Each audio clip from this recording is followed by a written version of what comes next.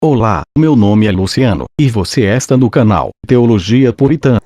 E se você não for inscrito, se inscreva, compartilhe e divulgue nossos trabalhos para todo mundo nas suas redes sociais, tá bom?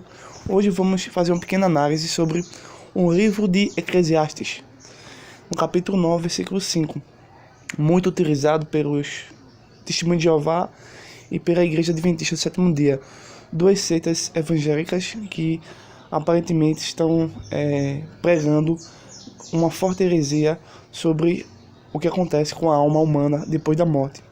Para esses dois grupos, a Bíblia, segundo eles, a Bíblia diz que após a morte o ser humano para de existir. E citam versículos bíblicos. Um deles é Eclesiastes capítulo 9, verso 5. Vamos fazer uma pequena análise e dar uma refutação ou uma resposta que possa contradizê-los e assim trazer a verdadeira hermenêutica e exegese do texto bíblico. Eu quero aqui abrir com vocês exatamente no livro de Eclesiastes capítulo 9, versículo 5, que diz o seguinte: pois os vivos sabem que os morrerão, mas os mortos não sabem coisa nenhuma, nem tampouco têm eles daí em diante recompensa, porque a memória ficou entregue ao esquecimento. Então, esse texto é utilizado para contradizer a doutrina da imortalidade da alma defendida pela ortodoxia cristã do cristianismo primitivo.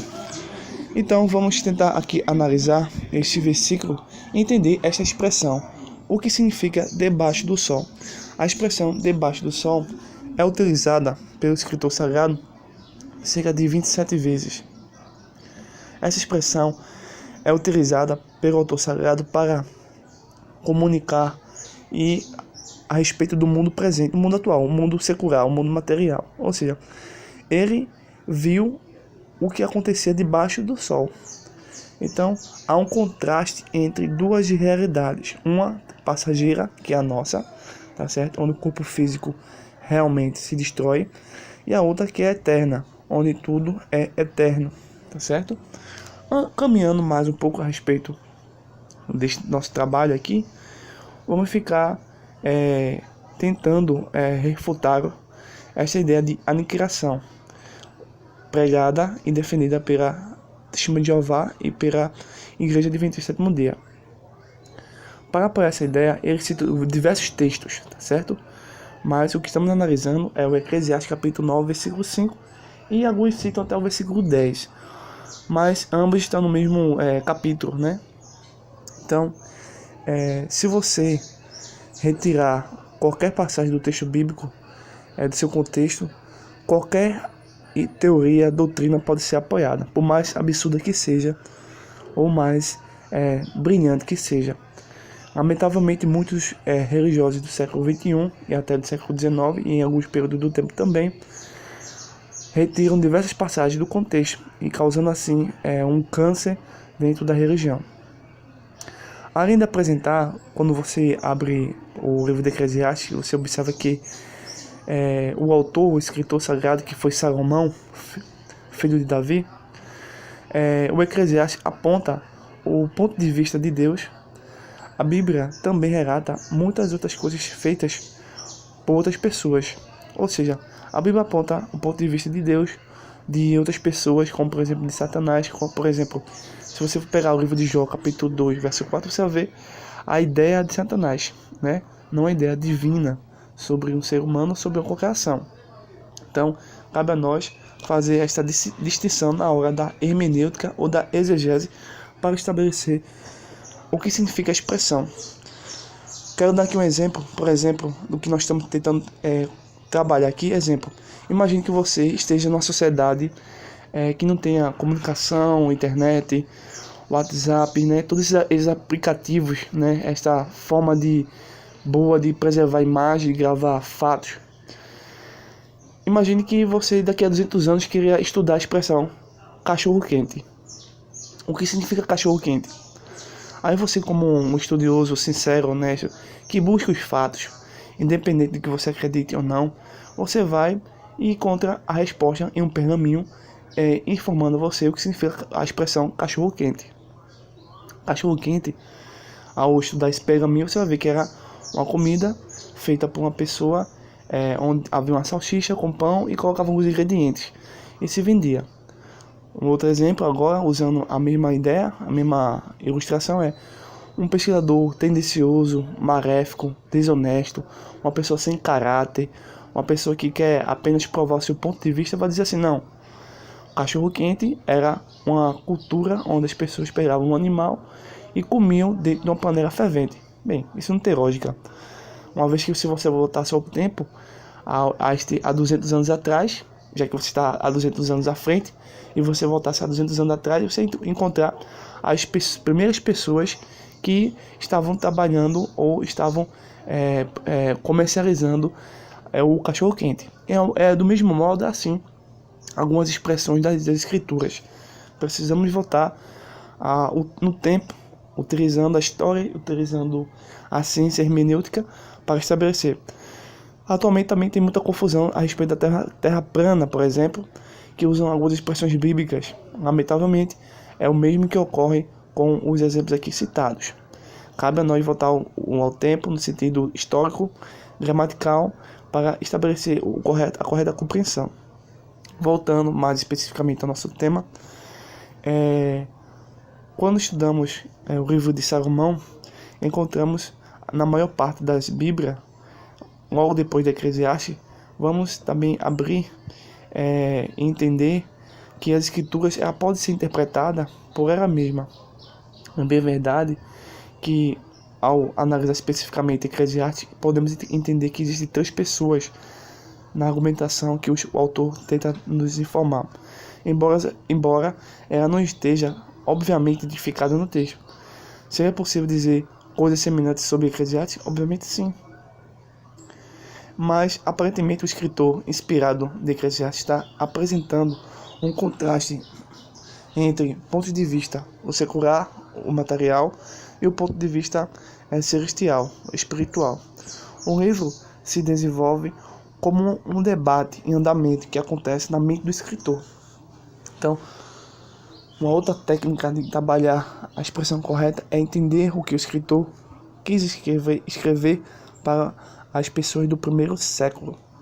Então, o ponto de vista divino vai triunfar, né? Por exemplo, no capítulo de Eclesiastes, capítulo 12, versículo 1 ao versículo 13. Os primeiros versículos de Eclesiastes, capítulo 9, reflete, obviamente, presta atenção, reflete o lado secular da batalha, o lado mundano, o lado do perdido, o lado da pessoa sem Deus, né? No lado daquela pessoa totalmente desamparada, daquela pessoa que não consegue compreender a realidade espiritual.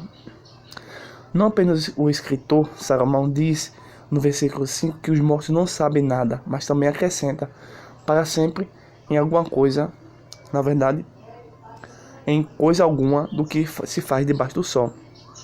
Aí quando você estivesse conversando com uma pessoa que não acredita na imortalidade da alma, seja qualquer grupo que seja, mas aqui citamos os Testemunhos de Jeová e os Adventistas do Sétimo Dia, você poder fazer pelo menos 2 perguntas a respeito sobre esse texto, para que essas pessoas possam pelo menos pensar ou refletir um pouco no que eles estão errados. As Testemunhas de Jeová acredita que os mortos foram para sempre. Aí ela irá responder que não. Os mortos vão morrer para sempre? Não. Muito menos isso, porque eles acreditam numa futura ressurreição para esta terra debaixo do sol. Então a primeira pergunta é essa. O texto diz que os mortos se foram para sempre. É uma pergunta. Sim ou não? Os testemunhos de Jeová vão dizer que não, porque eles acreditam numa ressurreição futura. Tá certo? É tipo, o ser humano desaparece e retorna em algum momento do passado, do futuro. Já o versículo 12 expressa o seguinte pensamento: tudo sucede igualmente a todos, o mesmo sucede ao justo e ao ímpio, ao bom, ao mau, ao puro e ao impuro. Uma ideia contraditória ao resto das escrituras. Pergunte a este grupo sectário se ele irá receber o mesmo destino, se for justa ou ímpia. Sua resposta terá que ser não.